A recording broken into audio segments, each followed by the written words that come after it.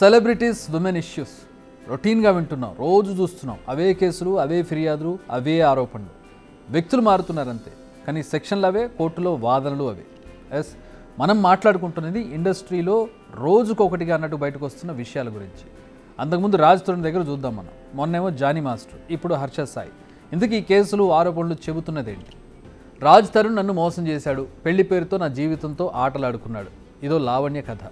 Assistant కొరియోగ్రాఫర్గా పెట్టుకుని లైంగికంగా వేధించాడు, బయటకు చెప్తే అవకాశాలు రాకుండా చేస్తానన్నాడు, తనను మతం మారాలని చెప్పి ఒత్తిడి చేశారు. జానీ మాస్టర్ గురించి ఓ బాధితురాలు చెప్పిన మాటలు ఇవి. సినిమా తీస్తామని ఒప్పందం చేసుకున్నాడు, ఇప్పుడు వీడియోలు అడ్డం పెట్టుకుని బ్లాక్మెయిల్ చేస్తున్నాడు. ఇవి ఇన్ఫ్లుయెన్సర్ హర్ష సాయిపై మరో బాధితురాలు చేసిన వ్యాఖ్య. సో ఇక్కడ ఆరోపణలు ఎదుర్కొంటున్న వారంతా సెలబ్రిటీలు. ప్రస్తుతం కోర్టులు, జైళ్ల చుట్టూ తిరుగుతున్న వీరంతా ఎందుకు ఈ ఆరోపణలు ఎదుర్కొంటున్నారు? ఎవరిది తప్పు, ఎవరిది ఒప్పు? ఆరోపణలు నిజమా కాదా? కావాలని వారి స్టార్డమ్ను దెబ్బతీసే కుట్ర జరుగుతోందా, లేక వీరి ఫేమ్ను వాడుకొని వారిని మోసం చేశారా? ఇలాంటి ప్రశ్నలన్నింటికీ కోర్టులు త్వరలోనే సమాధానం చెప్తాయి. త్వరలోనే అంటే రేపటి నుంచి ఎన్ని ఏళ్ళైనా పట్టొచ్చు. అప్పటి వరకు వారు కోర్టుల చుట్టూ తిరుగుతూనే ఉండాలి. ఈలోపు వీడియోలు, ఆడియోలు బయటకు వస్తాయి, వీడియోలు వైరల్ అవుతాయి. దేని వెనుక కాంటెక్స్ట్ ఏంటో ఎవరికీ తెలియదు. తెలిసిన వారు వారి నోరు మెదపరు. ఒకవేళ క్లారిటీ ఇచ్చినా అది వాళ్ళ వెర్షన్ మాత్రమే. ఈలోపు దురదృష్టవశాత్తు మీడియా ట్రయల్స్ను ఎదుర్కోవాల్సిందే, క్యారెక్టర్ అసాసినేషన్ చేసుకోవాల్సిందే. బట్ ఈ 3 కేసులు సెలబ్రిటీలకు ఒక కనువిప్పు కావాలి. లేదంటే ముందు ముందు ఇలాంటి కేసులన్నీ కామన్గా మారిపోవడం ఖాయంగా కనపడుతోంది.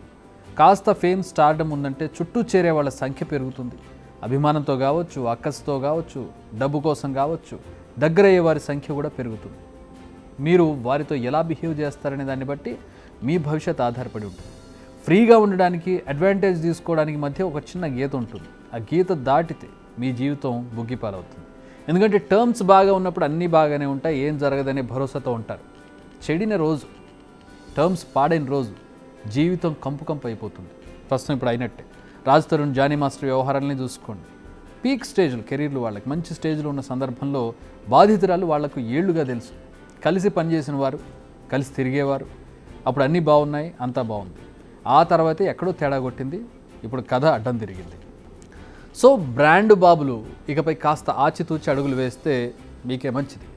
ఇక్కడ డిస్క్రిమినేషన్ అని కాదు, ఇప్పటికీ సొసైటీ విమెన్స్కే సపోర్ట్ చేస్తుంది. నిజాలు తర్వాత విషయం, ఇన్వెస్టిగేషన్లోనో తర్వాత బయటకు వస్తాయి. ముందుగా మగవాళ్లపైన ప్రశ్నల వర్షం కురుస్తుంది. ఆకొచ్చి ముళ్ళు మీద పడ్డా, ముళ్ళొచ్చి ఆకు మీద పడ్డా నష్టం ఆకుకి అనేది ఆడవాళ్ళకి కాదు, మగవాళ్ళకి ఇప్పుడు వర్తిస్తుంది. ఇక్కడ ఆకులు మగవాళ్ళు. సో అది నిజమైన అబద్ధమైన నిందలు పడాల్సింది కూడా మగవాళ్లే. ప్రజల్లో మంచి గుర్తింపు తెచ్చుకోవాలని పాటుపడేవారు ఇలాంటి విషయాల్లో చాలా జాగ్రత్తగా ఉండాలి, ఆచితూచి అడుగులు వేయాలి. ఇప్పటికే మన ఇండస్ట్రీలో ఇలాంటి వారు చాలానే ఉన్నారు. ఒక్కసారి వారి వ్యవహార శైలిని గమనించండి, వారిని ఫాలో అవ్వండి. అంతేగాని ఎరక్కపోయి ఎక్కడ ఇరుక్కుపోతే ఆ తర్వాత తీవ్రంగా నష్టపోయేది మీరు, మీ కెరీరే, ముఖ్యంగా మీ పరువు. బిగ్ టీవీ అవుట్లుక్ కథనాలు నచ్చితే వెంటనే బిగ్ టీవీ ఛానల్ ను సబ్స్క్రైబ్ చేయండి.